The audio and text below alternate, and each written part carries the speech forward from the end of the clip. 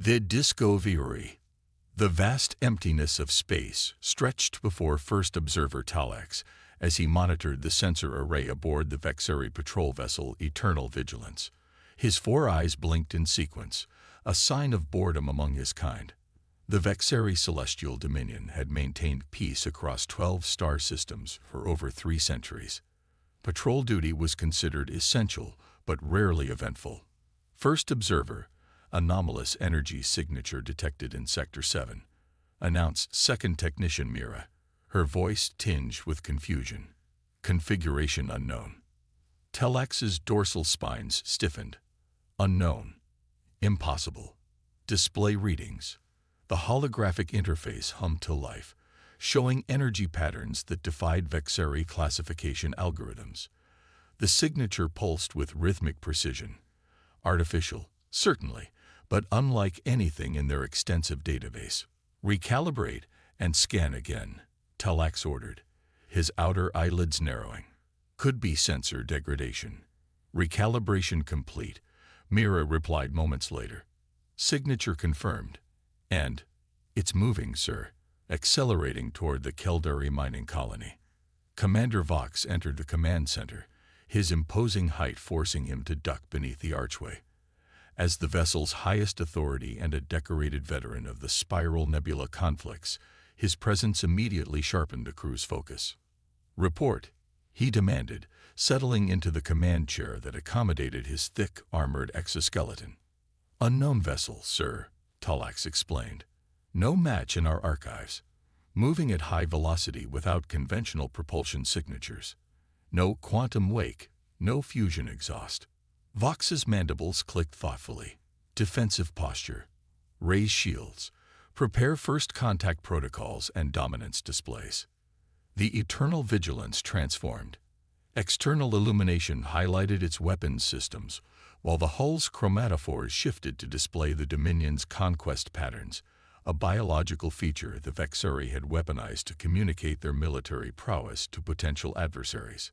Hailing on all frequencies and translation matrices, Communications Officer Zex announced. No response. The main view screen suddenly flickered, displaying a vessel that violated every principle of Vexeri ship design. Where Vexeri craft were organic and symmetrical, this vessel was angular and seemingly haphazard. Exposed weapon systems protruded from reinforced bulkheads. The hull bore evidence of multiple repairs, suggesting either poor construction or, more concerning, survival of numerous conflicts. Magnification, Vox ordered, his voice hushed.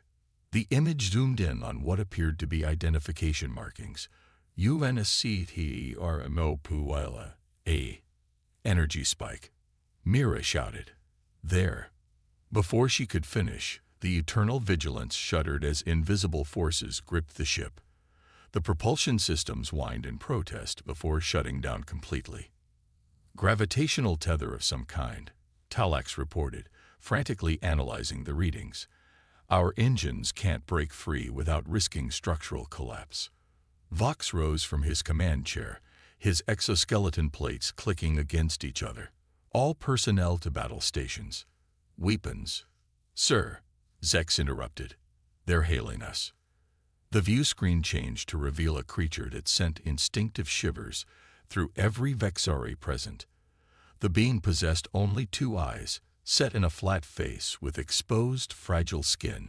No natural armor was visible, yet it projected an aura of absolute confidence. This is Captain Malcolm Reynolds of the United Earth Alliance vessel Thermopylae, the alien announced in perfect Vexari, a linguistic impossibility that suggested deeply concerning intelligence-gathering capabilities. Your ship has been immobilized as a precautionary measure.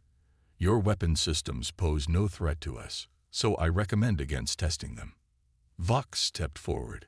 I am Commander Vox of the Vexeri Celestial Dominion. You have entered Sovereign Dominion space without authorization. Release our vessel immediately. The human's face contorted into what Talax's xenobiology training identified as a smile, though among predatory species, such displays often preceded attack. Your sovereign space is news to us, Commander, Reynolds replied. We've been traversing this sector for decades without encountering your kind. Perhaps we should discuss the recent expansion of your dominion. Vox's secondary hearts accelerated. The Keldari system had indeed only been annexed 3 solar cycles ago, a fact this alien shouldn't know. We will dispatch a diplomatic envoy, Vox declared, attempting to regain control of the situation. No need, Reynolds responded. We're already aboard your vessel.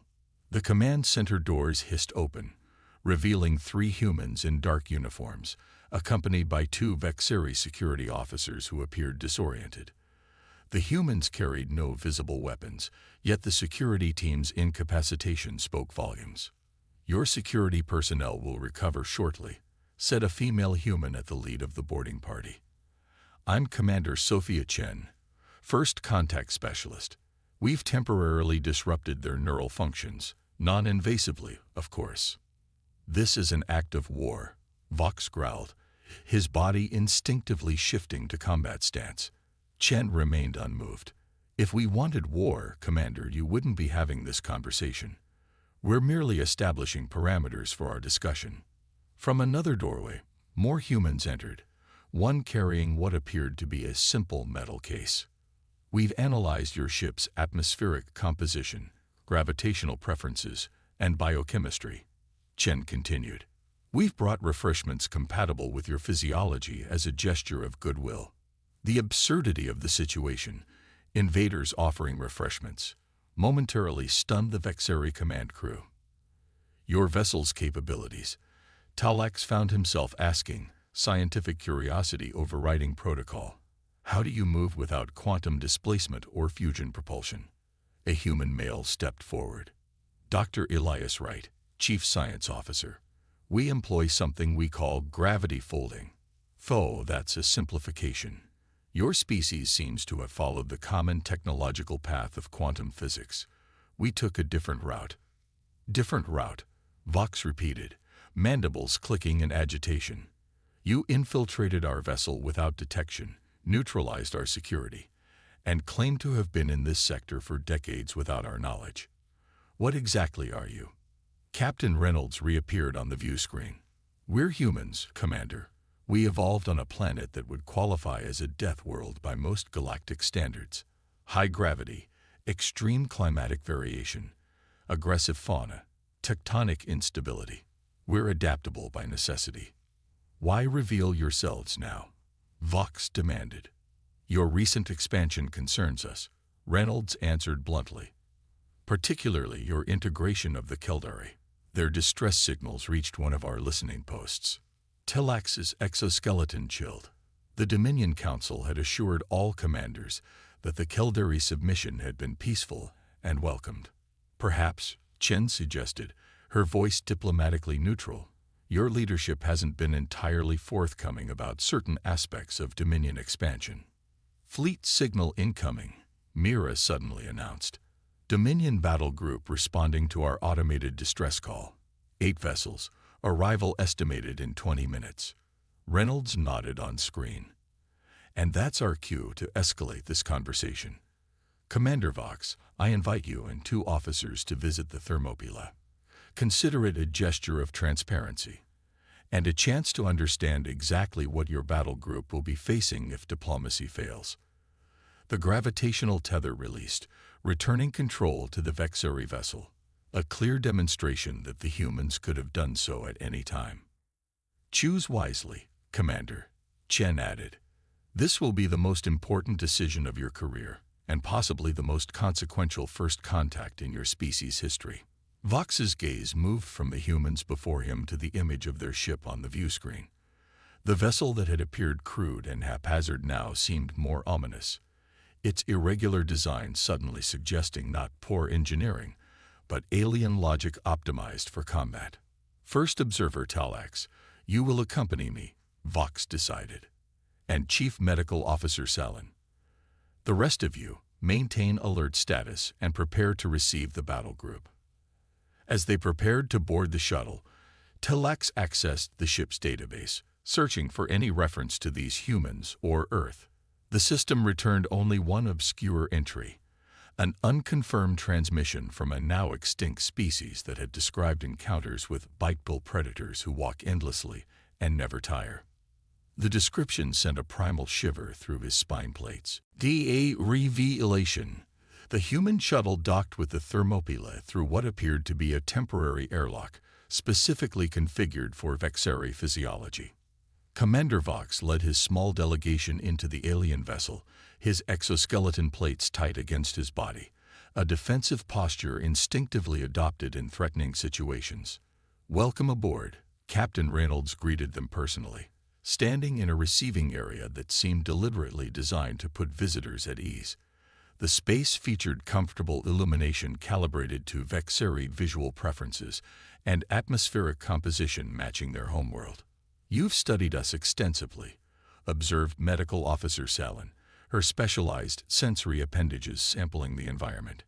"Yet we've never detected your presence." Reynolds gestured them deeper into the ship. "We prefer observation before introduction. Your species has a rather direct approach to new civilizations." Their path took them through corridors where human crew members continued their duties, barely acknowledging the alien visitors. Telex noted the casual efficiency of their movements, the way they operated in three-dimensional spaces with natural ease. "This section is our hydroponics bay," Reynolds explained as they entered a vast chamber filled with vegetation. "We're largely self-sufficient." Salin approached one of the plants, a vibrant red specimen with pulsating pods. "This is a cataclysm bloom from the Moros system," she exclaimed. "Highly toxic to most life forms." "Why cultivate it?" "Medicinal compounds," answered a human female who approached from between rows of vegetation. "I'm Dr. Lakshmi Patel, chief botanist. When properly processed, those toxic compounds become powerful anti-radiation treatments." "You consume toxins?" Vox asked incredulously. "Many earth plants contain compounds that would be lethal in high doses," Patel explained. "We evolved alongside them, developing methods to process and utilize these chemicals. What doesn't kill you makes you stronger. An old human saying." They continued to a section marked Training Facility. Inside, humans moved in what appeared to be combat exercises, but with a fluidity that defied Vexeri understanding of physical limitations.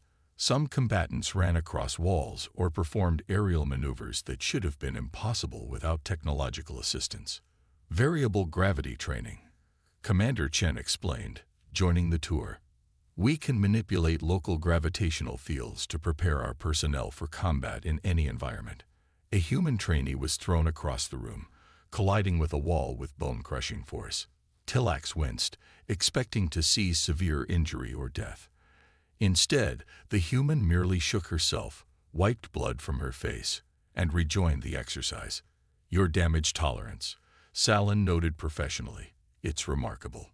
"Enhanced healing factors," Chen said. "Combination of genetic optimization and nanomedicinal implants. That impact would have broken bones a century ago. Now it's just a training exercise." The tour proceeded to engineering, where the true extent of human technological divergence became apparent. The massive central chamber housed what appeared to be a contained singularity, pulsing with energy that defied Vexeri scientific understanding. "Gravity fold drive," explained Chief Engineer Rajiv Khan, a small human with intricate metal implants visible along his temples. "We don't break the light-speed barrier. We simply reduce the distance between points by folding spacetime." "Impossible," Talax whispered. "The energy requirements alone would exceed conventional fusion or antimatter reactions." Khan finished for him. "Yes, hence this." He gestured to the pulsing core. "We call it controlled quantum fishing, harvesting energy from parallel dimensional membranes." A nearby conduit suddenly ruptured, releasing a stream of plasma that would have vaporized Vexeri flesh. 3 engineers responded instantly, one walking directly through the plasma field, protected by a personal shield that formed automatically around him. "Minor fluctuation," Khan noted casually.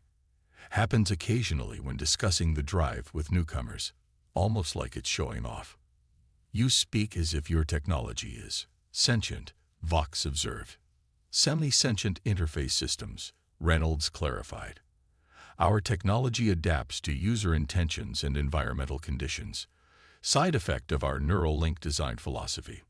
The tour culminated on the bridge, a space that reflected the paradoxical nature of human design.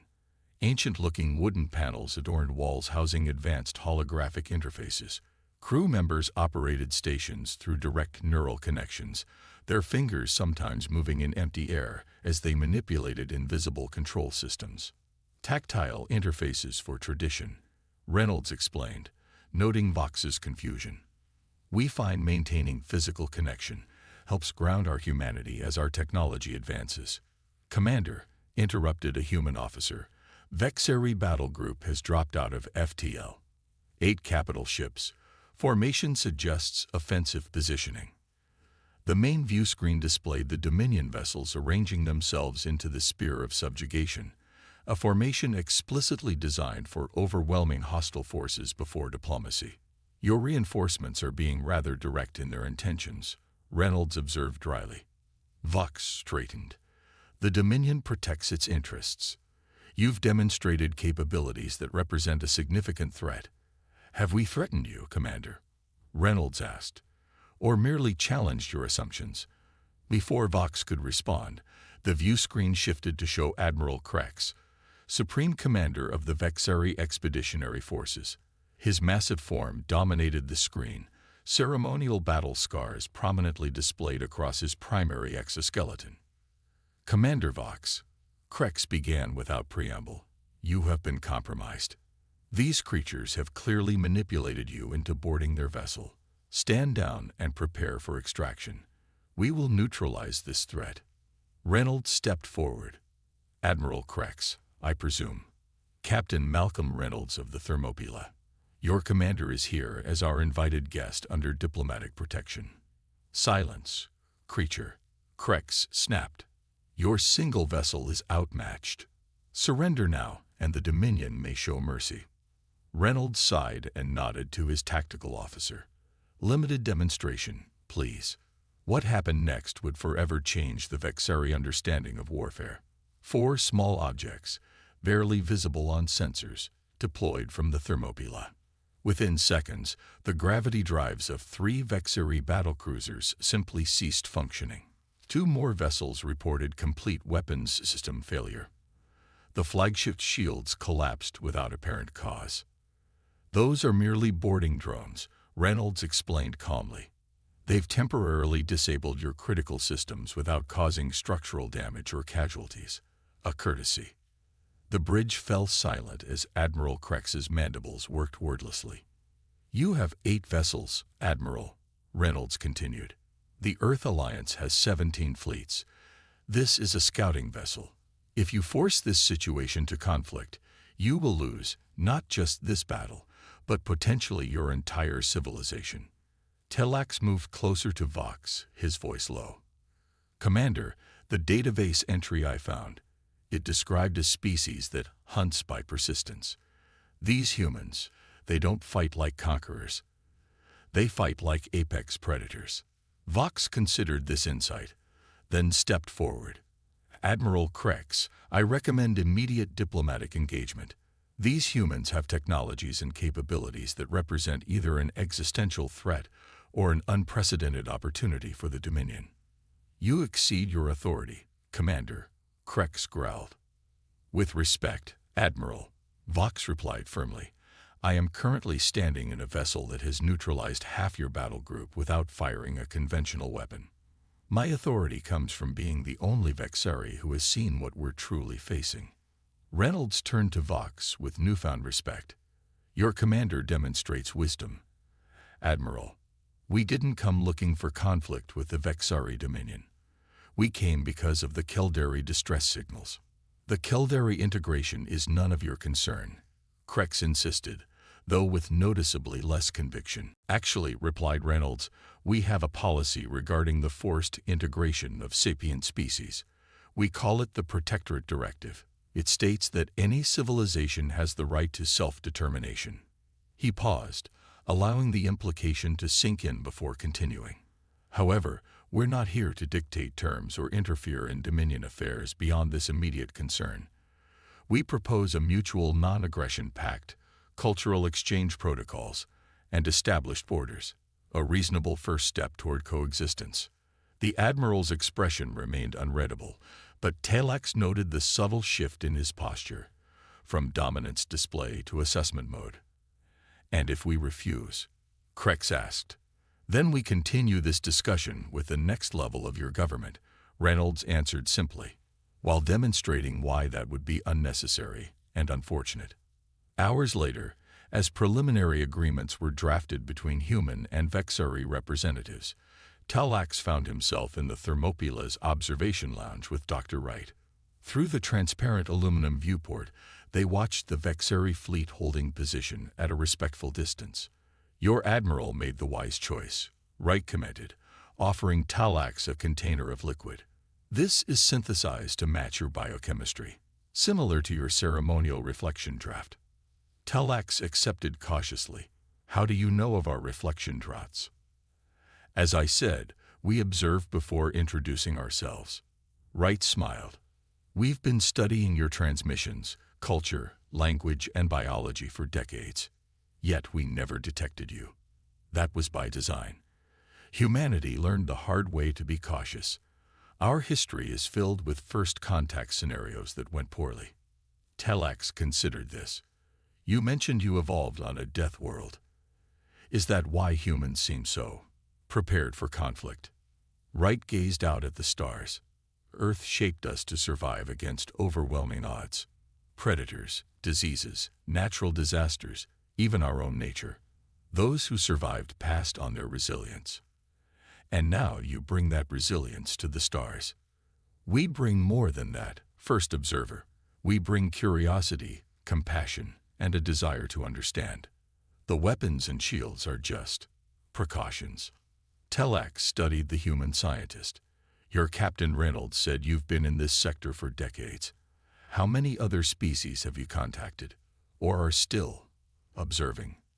Wright's expression shifted subtly, confirmation enough for Telex. "The galaxy is more crowded than your Dominion realizes," Wright said finally, "and more dangerous. There are threats beyond your borders that would make this first contact tension seem trivial." "Is that a warning?" "Consider it context for why humanity approaches the universe as we do." Wright raised his glass. "To new beginnings, First Observer Telex. Your career just became considerably more interesting."